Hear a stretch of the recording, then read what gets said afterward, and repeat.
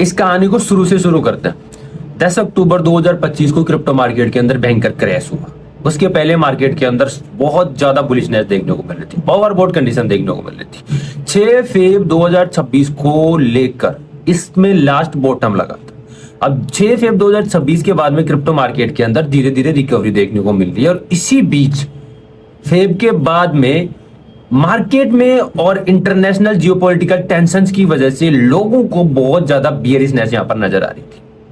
अब वॉर किस तरह से छिड़ा और वॉर का इंपैक्ट मार्केट के ऊपर किस तरह से देखने को मिल रहा है, इसको जानने से पहले आपको थोड़ा पीछे जाना पड़ेगा और एप्स्टीन को देखना पड़ेगा। एप्स्टीन आया उससे पहले क्रिप्टो मार्केट के अंदर by the rumour cell the news का इंपैक्ट देखते हुए क्रिप्टो मार्केट के अंदर बहुत ज्यादा बियरिशनेस देखने को मिली। क्रिप्टो मार्केट बहुत ज्यादा क्रैश करता हुआ देखने को मिला। अब उससे पहले ओवरऑल पूरे इंटरनेशनल या जियोपॉलिटिकल टेंशन की बात करें तो उससे पहले यूएस के द्वारा सिर्फ वेनेजुएला के ऊपर अटैक देखने को मिला। अब अटैक के दौरान वहां के प्रेसिडेंट को उन्होंने अरेस्ट किया, उठा लिया। उसके बाद वहां का जो ऑयल्स था, जितने भी स्टॉक थे ऑयल के, उनको उन्होंने अपने अंडर में ले लिया था यूएस ने। अब ऑयल को अंडर में आने के बाद में अगला जो नेक्स्ट प्लान था उनका कि एप्स्टीन फाइल को रिलीज करना। उन लोगों को ऑलरेडी पता होता है कि अब क्या करना है, आगे क्या होने वाला है। एप्स्टीन रिलीज होगी तो मार्केट में क्या इंपैक्ट देखने को मिलेगा, और अगर रिलीज नहीं होती है तो मार्केट में क्या इंपैक्ट देखने को मिलेगा।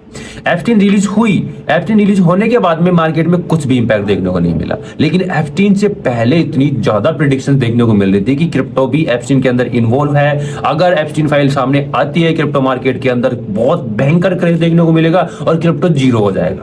लेकिन देखने को कुछ नहीं मिला। क्रिप्टो मार्केट ऑलरेडी क्रैश था और वहीं की वहीं साइडवेज स्ट्रगल करता हुआ हमें देखने को मिला। अब एप्स्टीन से तो हुआ कुछ नहीं, टैरिफ की वजह से जो चल रहा था पंडा वो भी बंद हो चुका था। एप्स्टीन भी आ गई मार्केट में, उसका भी कुछ नहीं हुआ। तो अब नई कहानी कुछ ना कुछ चाहिए थी। उसके लिए यूएस पहले से प्री प्लानिंग कर रखा था। उन्होंने वेनेजुएला के ऊपर अटैक करके ऑयल को पहले से स्टोर कर लिया था, और अब अटैक करना था उनको ईरान के ऊपर। और एप्स्टीन फाइल के अंदर यूएस के साथ साथ में इजराइल भी इन्वॉल्व था। तो इजराइल और यूएस मिलकर ईरान के ऊपर अटैक करते हैं। अब अटैक करने के बाद में भी लोगों को यही लग रहा था कि क्रिप्टो मार्केट के अंदर बहुत बड़ा क्रैश हमें देखने को मिलेगा, लेकिन इसका ऑपोजिट देखने को मिला, क्योंकि क्रिप्टो मार्केट ऑलरेडी बहुत ज्यादा डंप कर चुका था, क्रैश हो चुका था। लगभग टॉप से 50% से भी ज्यादा तक क्रैश हमें देखने को मिला। अब यहाँ पर जो मेन ट्रिगर करने वाली चीजें थी उनका इंपैक्ट ही मार्केट के अंदर रिवर्स देखने को मिला। देखना चाहिए था कि मार्केट यहाँ से बीआरसी हमें देखने को मिले, लेकिन चीजें उल्टी हमें देखने को मिली और मार्केट पॉजिटिव और पंप करता हुआ देखने को मिला। अब पहली चीज तो हमें यहाँ पर देखने को मिली एप्स्टीन की वजह से, दूसरा वॉर की वजह से, कि by the rumour cell the news की वजह से क्रिप्टो मार्केट इन चीजों से पहले ही, ये चीज जब गठित होने वाली थी उससे पहले ही क्रैश कर चुका था, और उसके बाद मार्केट रिकवरी करता हुआ देख। दूसरी चीज, वॉर की सिचुएशन के अंदर आप लोगों ने अगर नोटिस किया तो एक बहुत बड़ा काम हुआ है। यूएस जब भी वॉर करता है या ऐसी सिचुएशन बनती है वॉर की जैसे, कॉन्फ्लिक्ट की जैसे, तो वो अपनी प्रिंटिंग को बढ़ा देता है, यानी डॉलर की प्रिंटिंग को बढ़ा देता है।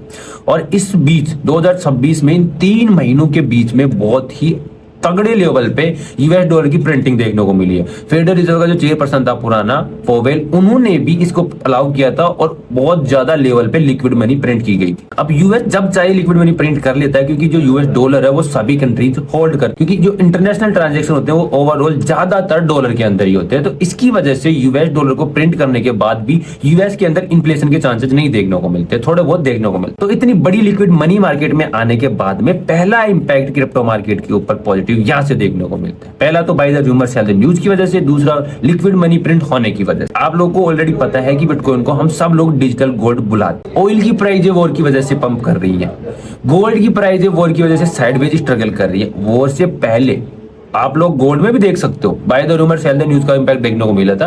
वॉर से पहले गोल्ड और सिल्वर की प्राइस जब भयंकर लेवल पे पंप हुई, और वॉर आने के बाद में जब सिचुएशन पैनिक की थी, उस समय गोल्ड की प्राइस स्ट्रगल करती हुई हमें देखने को मिल रही है। जिनको हम सेफ हेवन एसेट मानते हैं, वही एसेट यहाँ पर साइडवेज स्ट्रगल करते हुए देखने को मिल रहे थे।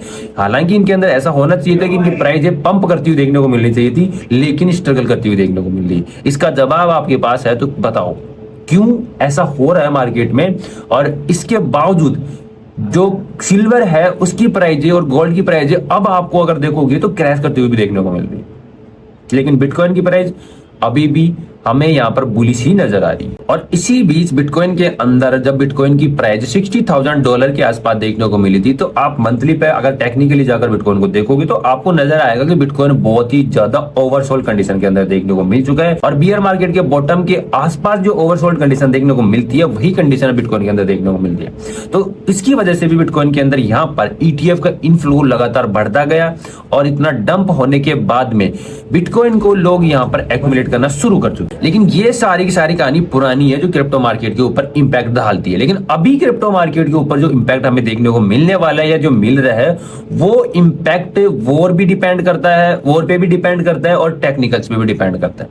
अब वॉर यहाँ पर कंटिन्यू चलता हुआ हमें देखने को मिल रहा है। बिटकॉइन यहाँ पर बहुत ज्यादा डंप कर चुका था, रिकवरी करता हुआ हमें देखने को मिल रहा है। अब रिकवरी के बाद में जब बिटकॉइन या कोई भी एसेट रिकवरी करता है, तो उसके बाद नीचे जो इम्बैलेंस छूट जाते हैं उनको भरने या उनको फिल करने के लिए जाता है, या फिर क्रैश करता हुआ देखने को मिले तो उस समय जो इम्बैलेंसेस छूट जाते हैं उनको भी फिल करने के लिए मार्केट वहां पर जाता हुआ देखने को मिलता है। तो टेक्निकली वीकली के ऊपर और अब मंथली के ऊपर जाकर देखेंगे तो बिटकॉइन के अंदर पहले जितने भी क्रैश हमें देखने को मिले वो सारे के सारे बैलेंस हो चुके हैं। लेकिन बिटकॉइन के अंदर दो चीजें ऐसी बची हुई है, और वहीं पर बिटकॉइन के अंदर मंथली के ऊपर एक FVG भी है। अब बिटकॉइन यहाँ से वापस से क्रैश करता हुआ हमें देखने को मिल सकता है और बिटकॉइन की प्राइस हमें वापस से $60,000 तक भी जाती हुई देखने को मिल सकती है। लेकिन अगर डेली क्लोजिंग बिटकॉइन की 75,000 से ऊपर हमें देखने को मिलती है, तो वहां से बिटकॉइन के अंदर और भी बुलिशनेस आने के चांसेस है और बिटकॉइन की प्राइस आपको $80,000 या $83,000 तक जाती हुई देखने को मिल सकती है, क्योंकि वहां पर FVG भी है और CME भी है।